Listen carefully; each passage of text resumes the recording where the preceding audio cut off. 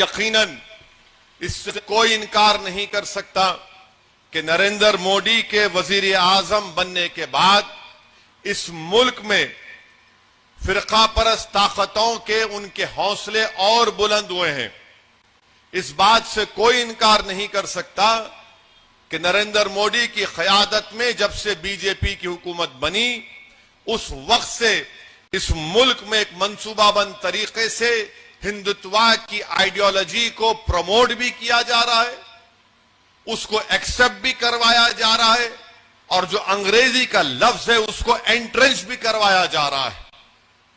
इस बात से कोई इनकार नहीं कर सकता कि जब से बीजेपी की नरेंद्र मोदी की क़यादत में हुकूमत बनी, इस हुकूमत ने पूरी कोशिश कर रही है कि भारत के मुस्लिम माइनॉरिटीज को उनसे सौतेला सलूक किया जाए और इनकी पूरी कोशिश यही है कि भारत में जितने कमजोरियां और गलतियां होती हैं वो गलतियां और कमजोरियां नरेंद्र मोदी के सरकार की गलत पॉलिसियों की बुनियाद पर होती है, तो वो उसका इल्जाम मुसलमानों पर लगाकर अपनी कमजोरियों को, अपनी बदनामियों को छुपाने की कोशिश करते हैं।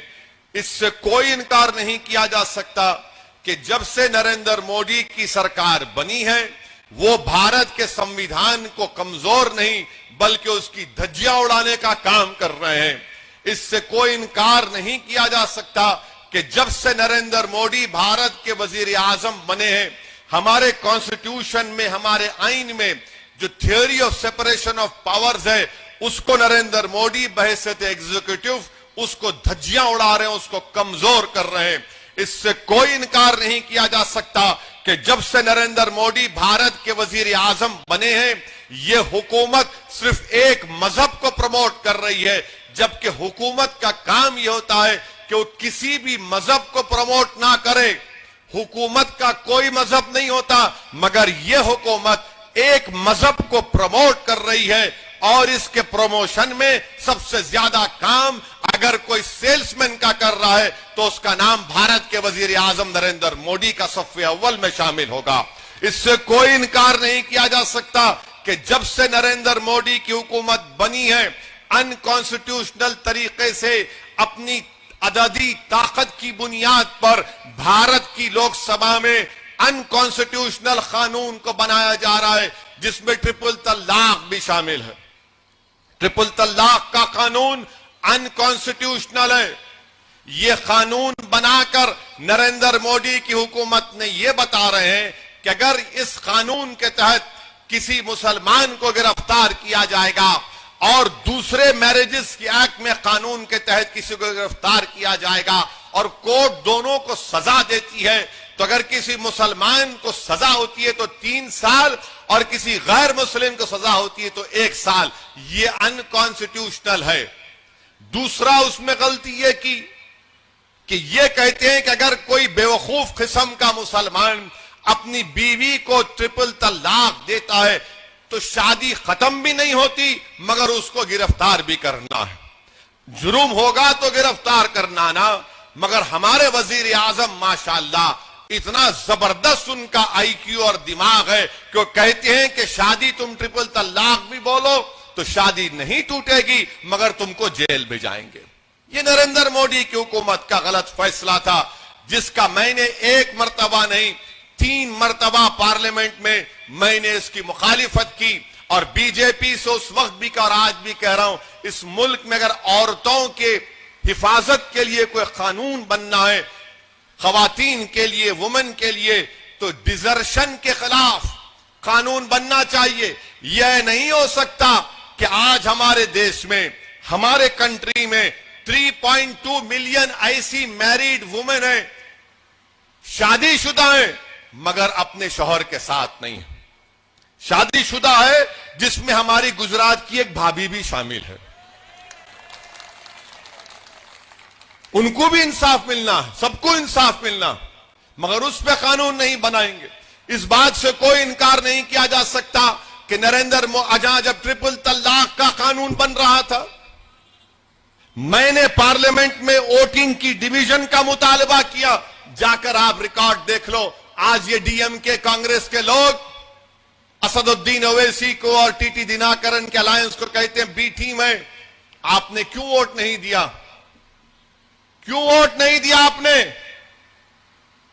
इस बात से कोई इनकार नहीं कर सकता कि नरेंद्र मोदी की हुकूमत ने अनलॉफुल एक्टिविटीज प्रिवेंशन एक्ट का कानून बनाया।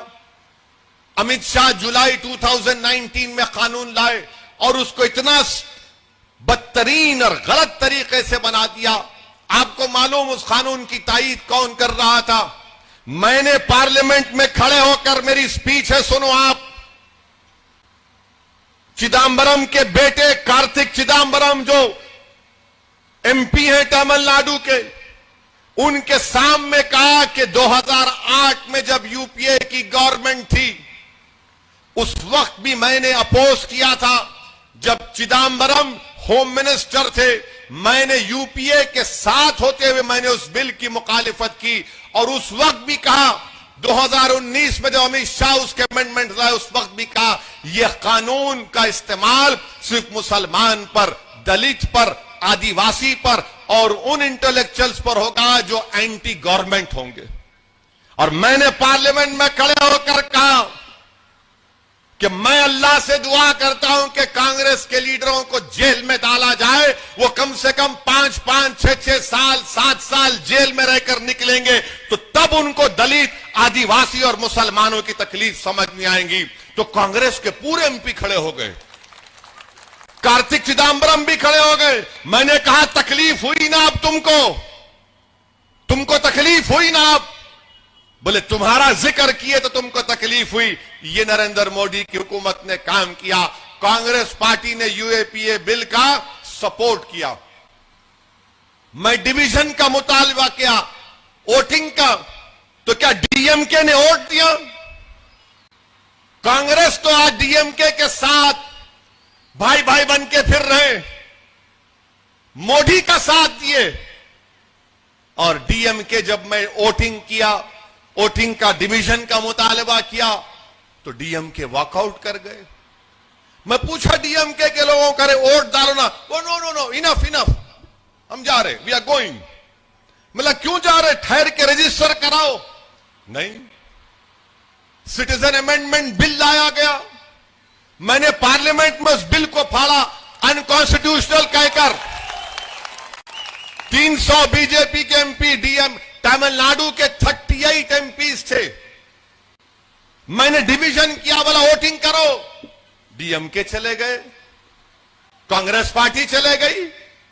आपको मालूम, मैं जब वोटिंग का मुतालबा डिमांड किया तो मेरे को खाली 6 वोट मिले। 6 वोट मिले मेरे को। डीएमके वोट नहीं दिए, कांग्रेस वोट नहीं दिए और आकर बोलते हम CAA को इंप्लीमेंट नहीं करेंगे।